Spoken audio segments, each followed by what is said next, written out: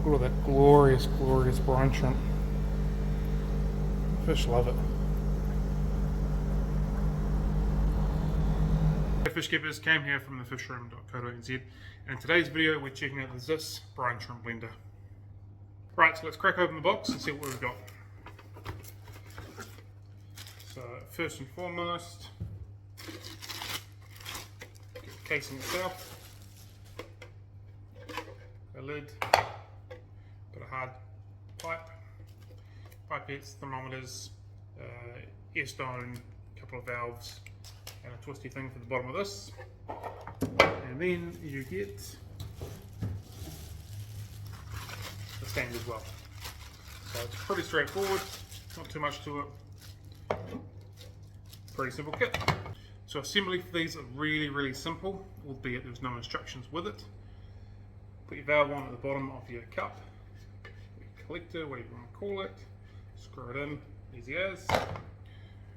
Rigid air line, I've just warmed it up a little bit because it's quite tight. Air stone goes at the bottom. Push it on, nice and simple. I'll just warm the other end up for the next part. Your lid, again nice and simple. Rigid air line goes into there as well. Definitely goes better when it's a little bit warmer. And then that sits in just like that.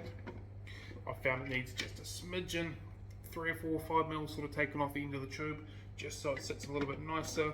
We're not talking by much, just a little bit, as you can see. So from this end here, you put your air line in from your air pump, connect your valve so you can control how much air is going into it, and then thermometer goes on that side, and that's it. It is that simple, it is that quick, it is that easy. Setting it up, super simple. Fill your container up with around 2 litres of water, which is pretty much exactly what it holds. Don't worry about the chlorinator. You may potentially want to put some baking soda in depending on what your water conditions are like. And then it's as simple as a couple of tablespoons of salt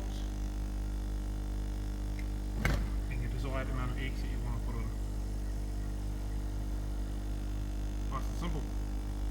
Next we put the lid on, connect it to our air pump. In we go, just like so. And if you're in a colder environment, you can chuck a heater on the top, leave it for 24 to 48 hours, and you're ready to harvest. That's simple. Now when we get to harvesting time, we either turn the air pump off or just take the lid off. I just take the lid off, it's nice and easy, like so.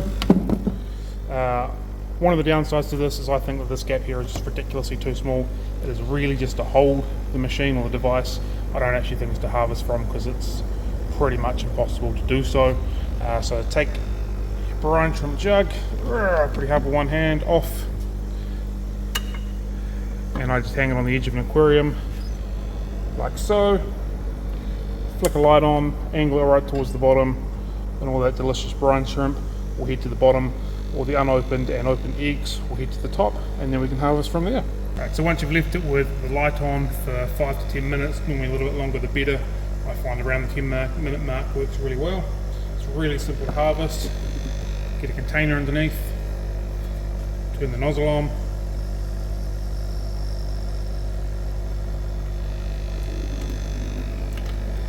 and away you go. You just fill up your nozzle, as you can see, with the unopened and cracked eggs and stuff like that are all sitting at the top, and all this glorious brine shrimp finds its way down and into your container. Super simple, super efficient, super good. Okay, when we get to the bottom, start closing it off. And I normally use that line there as a bit of a gauge as to where to turn it off. You've got to remember to turn it the right way. And it's done. That's all discarded. And that is all glorious brine shrimp. Then simply rinse it out in fresh water, fill it back up, and repeat the cycle, and away you go. That's simple. I always add fresh water to it just to top up the volume.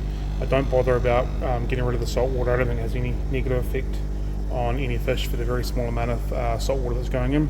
Then simply scoop it out and feed it out. Feed it whatever way you want, that just works easier for me. Look at all that glorious brine shrimp. Fish love it. Okay, so now we've been through an unboxing and I was showing you how to set it up at harvest and all that kind of good stuff. Let's go through a few pros and cons. So we'll start with the cons. For me, the stand is ridiculous when it comes to wanting to harvest. I actually don't think it's designed for that, although people say that it is, but there's no way fingers go in there, there's no way you can put stuff underneath it.